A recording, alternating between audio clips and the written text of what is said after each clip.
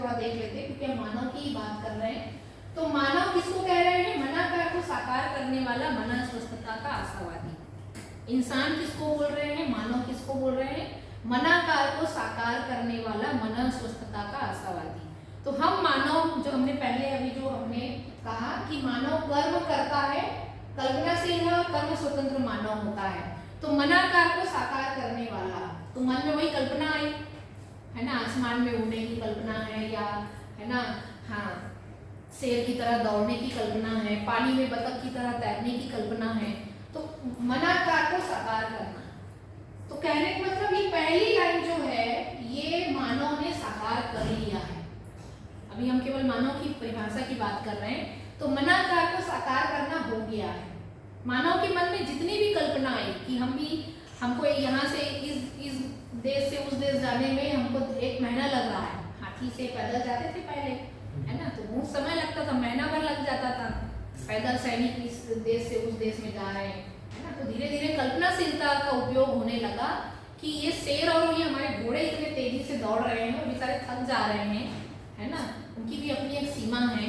तो वहां से फिर हमारा ये 2 व्हीलर 4 व्हीलर साइकिल का जो हुआ ना, बैलगाड़ी आया, फिर 2 साइकिल आया, फिर 2 व्हीलर, फिर हमारे 2 पहिए की गाड़ी आई, फिर 4 पहिए की गाड़ी आई, फिर ट्रेन बना, फिर एरोप्लेन बना। ये यही है, मन में जो भी कल्पना आई, तो कहीं हमने शेर को देख के सीखा कल्पना, या फिर हमने देखा चिड़िया ऐसे पंख करके उड़ सकती है, तो पंख उड़ने वाला मानव भी कुछ बना, वहां से आविष्कार शुरू हुआ।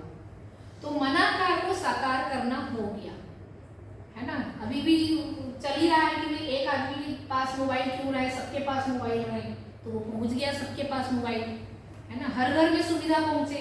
तो मनाकार को साकार करना हो गया, मन स्वस्थता का आशावादी। तो मन स्वस्थता यानी मन स्वस्थ रहे, मन सुखी रहे। तो हमने जो सुखी होने की जो कल्पना की, जो आशा थी हमारे मन में, सुख की जो आशा थी, वो अभी पूरा होना बाकी है। कहने का मतलब हमारी सुविधा वाला काम तो पूरा हो गया, मनाकार को साकार करने वाला पूरा हो गया, का मतलब सुविधा वाला काम पूरा हो गया। तो जो विकास हुआ है, जो डेवलपमेंट हम कह रहे हैं, भौतिक जगत का, भौतिक सुविधा का विकास तो भरपूर हुआ है, हो गया है।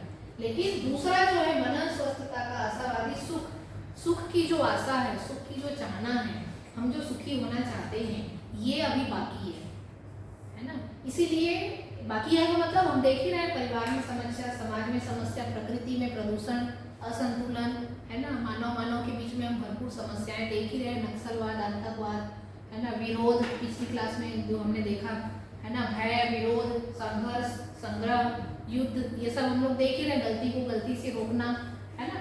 तो ये हम देख रहे हैं कि कहीं ना कहीं ये सब झंझटें सुख के लिए, सुख मिल नहीं रहा है और सुख की भागदौड़ में सारी गलतियां हो रही है।